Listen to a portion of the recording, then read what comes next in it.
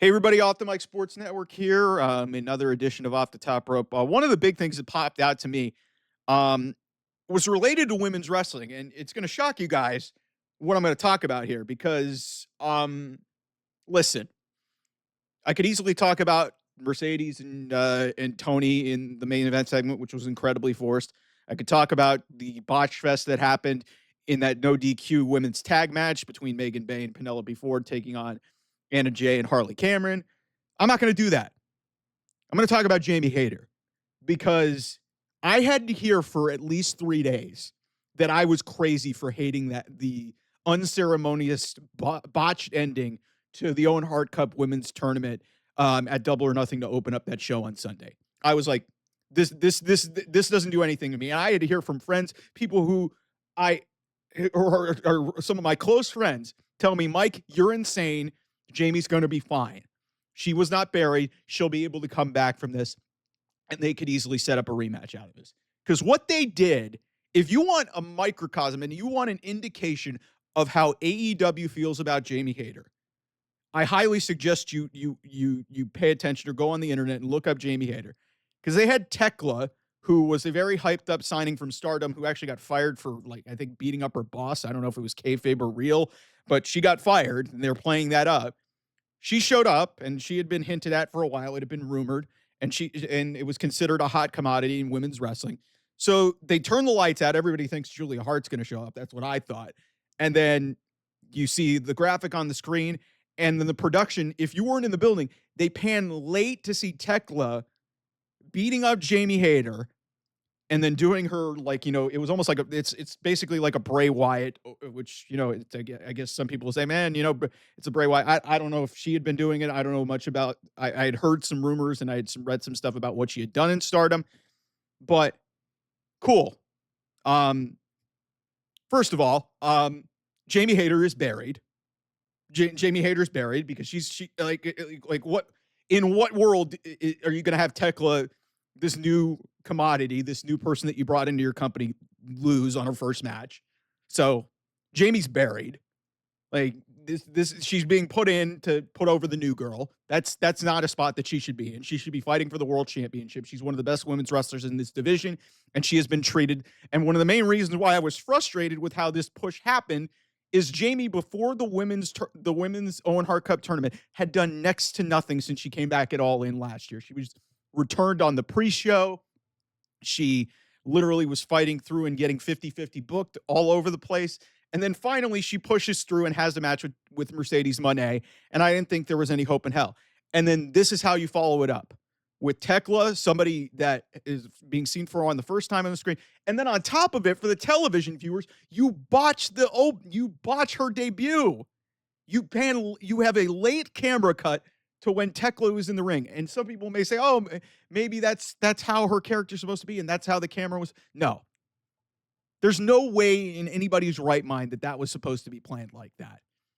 So Jamie Hayter, who I think is one of the best women's wrestlers in the world, has been completely mismanaged and mistreated for basically the last year since she came back. We're talking about the last 9 months. She came back in August of last year.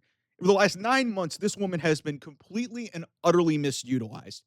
She gets used as just another statistic for Mercedes Mone in a great match, but nobody's going to remember it because she's going to get tossed aside, and now she's just going to put over the new person. And some people will say, Mike, you're all about, like, women, like, elevating the other people.